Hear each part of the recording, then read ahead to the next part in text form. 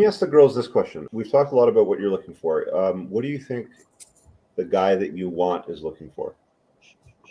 I feel like a guy, what they're looking for is in a woman is the nurturer, someone who is obviously intelligent. I would expect if I want someone to be financially free, I would expect they would want the same for themselves. I lost my train of thought.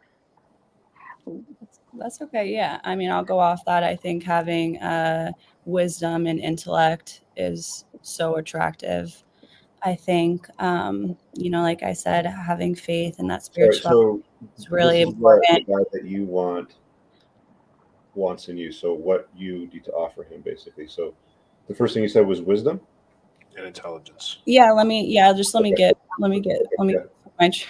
my train of thought. Yeah, I think having intellect and wisdom is really attractive, and again, having that kind of faith and spirituality is really attractive too, and they actually go hand in hand. I think saying that I'm looking for feminine qualities in a man is slightly far-fetched, only because what I'm really looking for is someone who's just not afraid to be human, and someone who's not afraid to be better and to search for more high quality. You gotta stop for a second, because I was asking you what the guy is looking for in you, and you've gone and turned it right back around to what you're looking for in a guy. So I want to keep it just on the guy that you're attracted to. What do you think he's looking for, or what he needs in a woman? Well, if the one that I'm looking for, so we got wisdom. Things, I would hope that what they would be looking for the same things in me that I'm looking for in them. So also looking for a level of intellect and spirituality, and looking for someone who's not afraid to progress rather than regress, someone who isn't afraid to do things to better themselves. And, that's, if I'm looking for those. How is that useful to a man's life if he's already those things? Sorry, I didn't hear the first part. How is that useful to a man's life if he's already those things? Well, do you think as someone gets perfection? Do you think perfection is attained and then? No. Doesn't it have to? What I'm getting at is that if I have certain skills and I'm looking for a woman, even a business partner, for example, I don't want them to have the same skills that I have. I want them to have complementary skills, right? Right. Like if I have masculine traits and I can do blue jobs, I want a woman that can do pink jobs, right? I'll take care of getting the snow tires and swapping them out for the summer tires in the car. You fix dinner, and I want a sandwich too while I'm doing this sort of thing. Like we have complementary roles, but what you're describing is, here's my descriptive list in me, which I also want in a man, and that man is also going to want that in me, sort of thing. But that doesn't really, like, there's no real guy out there that's like on a dating app going, oh, she looks like she has some awesome wisdom on her. Like a guy's never looked at a woman walking away in yoga pants and being like, oh yeah, look at the wisdom on her. Well, I'd hope once you get into the depths of a relationship, what is he looking at when it comes to a woman? He's looking at her femininity, her beauty, yeah? That's physicality, which is so important, and chemistry is so important, and physicality is so important. But I think once you start to peel back the layers and you get to know someone, for me personally, and again, none of you have to agree with me, but for me personally, I just want to be with someone, and I want someone who wants in me to be able to have. Talking about that someone that you want, what do you offer? What is it that you're able to bring to his life? I want us both to want to have deep and intellectual conversations. I want us both to have emotional depth to us. I want us both to want to chase things like faith and spirituality. Maybe we'll read the same book and then talk about it. Maybe we'll go on a hike and listen to the same podcast and then talk about it on the way home.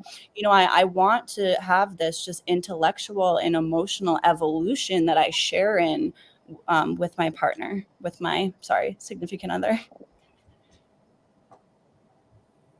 I just want to evolve with the person that I love, and I want them to want the same with me. Okay, so let me ask this question. So it's been said that there's really 3 things that women have to do to keep a guy and to attract a guy. Oh, I know them. Cook well, have sex, and keep the household. No. Where'd you hear that? And I'm pretty sure You got one right. You got the sex part right, but it's actually do the nastiest, dirtiest things in the bedroom that you've never done with any other guy or ever would. You'll only do it enthusiastically. You said bangs me enthusiastically. I remember now. Yeah.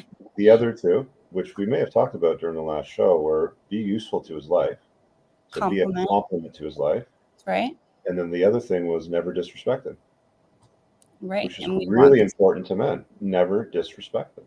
But women will routinely disrespect a man. See, one of the reasons why I see guys dive into things like video games, for example, is because they can escape and they can go into that world and they can play video games. They can be a weapon in that space and dominate all the other 12-year-old kids while they're playing, sort of thing. But in their own world, if they're not in a good relationship and they've been disrespected, they can get the respect that they're looking somewhere else by immersing and sort of escaping in those areas. Disrespect to men is incredibly annoying and demeaning and frustrating. It's one of the things that men will often say when they're like, "I'm out. That's it. I'm out. Like this chick does not respect me." But what if I haven't heard any of the gals tonight say, I would like to be a compliment to his life. I would like to do these important things that matter to men. Because that was the question going on, right? It's like, what is it that the guy that you want to be with is looking for in a woman? And I heard things like wisdom. And it's like, if I want wisdom, then I'll sit down at a table at a board of directors and I'll chop it up with them, right? I want peace. I want femininity. I want a place of solace and refuge, with a woman, sort of thing. That's how most guys think, when it comes to stuff like that. They don't want chaos. They don't want disrespect. They don't want to compete. And I think what everything you just said, I think when you evolve side by side with someone, you can attain all those things and share in all of those things. Right, but you can't lead a guy though. No, that's not what I'm saying. And I would love for a man to lead me in my emotional evolution and my, kind of development. Would you be willing to surrender to a man to let him do that? Would I let someone do that? Absolutely. If they had what it takes to lead me and to guide me into doing things that make me a better human. That is what I'm here to talk about. That I think that men and women should be together, and in their relationship, aside from their work life, aside from everything else, I think that there should be this symbiotic relationship of both parties trying to be the best version of themselves and also helping each other attain that. So what's the definition of symbiotic? Symbiotic is a flow, a rhythm, and it in harmony. Yeah. Yeah. So there are differences between the two components then. Yes, so but you don't really need wisdom in her and wisdom in him. You don't need the capability to do Z, and she needs capability to do Z as well, right? Different proportions, I would say. Yeah, what I'm trying to establish is that for a good relationship to work, generally speaking, is there's only one steering wheel in a car for the driver, and there's a passenger seat. And there's got to be somebody in the driver's seat, and there's got to be somebody in the passenger seat.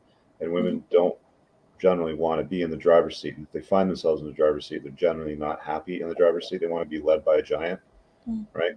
So, what I'm encouraging you to sort of contemplate at this point is divide the similarities which you're sort of stacking, which it's like wisdom, faith, explore this, explore that. So it's like, be okay with being a gal, and be okay with a guy being a guy. Be okay with a guy being on a purpose and maybe putting in more hours than what you're willing to put in, which is totally fine. That's the whole base of the whole, what the toxic feminists call it, the gender pay gap. They often say, oh, there's this gender pay gap where women get paid 75 cents on the dollar for every dollar a man makes. And it's the stupidest argument in the world, because if corporations could pay 75 cents on the dollar to get a task done, they would just hire women. But what it boils down to is women generally work lower paying jobs that are lower risk with shorter hours with less travel distance. So they're generally compensated lower than what men are. I know female lawyers that get paid exactly the same as male lawyers. I know female accountants that get paid exactly the same as male accountants. But that's where you get those differences, right? Which is totally fine. And I'm just encouraging, you gals and any other, women watching this is like, it's okay for men and women to be different. It's okay for men and women to complement their life. Like, look, if there's a bang in the night and some shit's going on downstairs, I'm getting out of bed. I'm grabbing the fucking hatchet under my bed and I'm going to put it in the guy's face. I'm not expecting you to get out of bed and go and handle that. But if I'm hungry when I'm doing something, I want a sandwich, right? So conform to what works for you and conform to let him doing what works for him.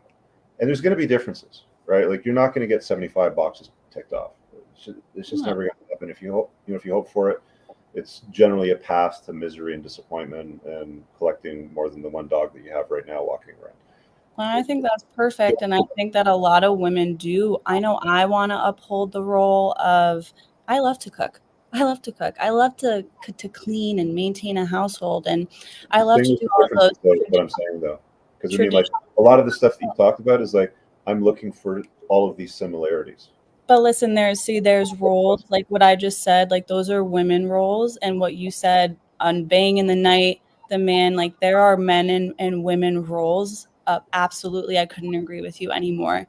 But then there are shared human goals, like the things I said, things to chase after about, just evolving as a human in different areas of life. And I think those can be done together, and it's actually a way to bond and connect and to become stronger in the relationship. We should not be afraid to evolve together as well, have our separate roles and kind of duties and goals and visions, but then there are things that we can share in, whether it's faith or all these other things. There's ways for us to connect and again evolve together. And I think that that's a beautiful thing to have in a relationship. I really hope you guys enjoyed that clip. If you want to watch the full-length podcast, you can find that over here, that clip's from. If you're newer to the channel, make sure you hit subscribe over here and pin down below in the top comment. You'll find a bunch of useful links to my website, my supplement line, books, and a bunch of other stuff. Have an amazing day. Peace out.